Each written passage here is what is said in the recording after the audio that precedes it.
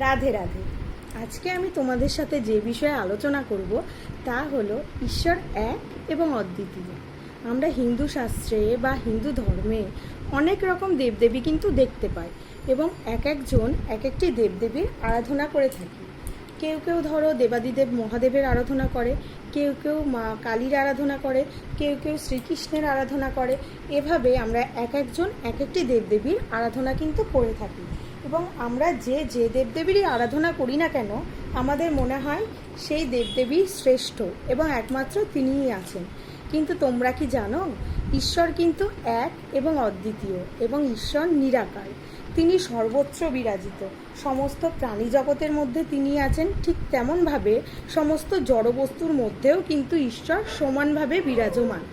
এই বিষয়ে আমি তোমাদের একটা উদাহরণ দিই যাতে তোমাদের বুঝতে সুবিধা হয়।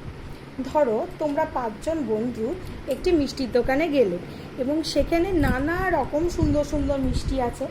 তো তোমাদের এক একজনের এক একটি মিষ্টি পছন্দ। যেমন ধরো কারোর রসগোল্লা পছন্দ, তো কারোর পান্তুয়া, তো কারোর সন্দেশ। এরকমভাবে 5 জনের 5টা মিষ্টি পছন্দ। কেমন? তো 5 জন 5টা মিষ্টি কিনলে এবং সেগুলো খেয়ে ফেললে। তারপর যে রসগোল্লা খেলো তাকে প্রশ্ন করা হলো, কি রসগোল্লা কেমন খেতে? তো সে উত্তর দিল কি মিষ্টি।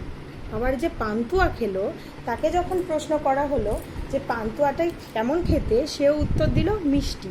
এরকমভাবে 5 জনকে যখন জিজ্ঞাসা করা হলো যে কি এগুলি কেমন খেতে, তো 5 জনই জানালো কি মিষ্টি।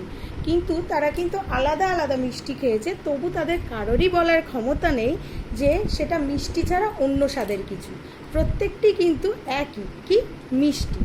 ঠিক তেমন আমরা যে যে দেবদেবতারই পূজা করি না কেন, যারই আরাধনা করি না কেন, ঈশ্বর কিন্তু এক এবং অদ্বিতীয়। মানে তুমি যে পথ দিয়েই যাও না কেন, যে পথে যে মতেই তাকে পূজা করো না কেন, সমস্ত পথ এসে কিন্তু একটি পথের সাথেই মিশে যাবে। কেমন?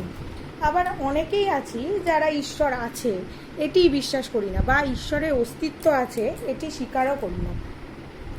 তো এটি কেন হয়? আমরা কেন ঈশ্বরে বিশ্বাস করি না? বা আমাদের মধ্যে অনেকে আছে যারা ঈশ্বরের অস্তিত্ব স্বীকার করতে চায় না। কেন চায় না সেই বিষয়ে আমি তোমাদের একটি উদাহরণ দিই। ধরো তুমি আরবি ভাষা জানো না, তো আরবি ভাষায় তোমার একটা খাতার মধ্যে আরবি ভাষায় কিছু লিখে দেওয়া হলো। তো তোমার কি মনে হবে? তুমি কি সেটা অর্থ বুঝবে? বুঝবে না। তো তোমার কাছে সেটা কেবল মনে হবে যে একটা আঁকিবুকি এবং নিরর্থক, যার কোনো মানে নেই। কিন্তু সেই ভাষাটা বুঝতে গেলে তোমাকে কি করতে হবে না, আরবি ভাষা নিয়ে চর্চা করতে হবে। এই আরবি ভাষা সম্পর্কে জ্ঞান লাভ করতে হবে, তাই তো? ঠিক তেমন আমরা যারা ঈশ্বর সম্পর্কে জানি না, যারা ঈশ্বর সম্পর্কে সম্পূর্ণ অজ্ঞাত, তারাই ঈশ্বর অস্তিত্ব স্বীকার করে থাকি না। তো আমাদের কি করণীয়? ঈশ্বরের সম্পর্কে চর্চা করতে হবে, তাকে জানার চেষ্টা করতে হবে, ঈশ্বরের অন্বেষণ করতে হবে। তবেই আমরা ঈশ্বরের সন্ধান পাব।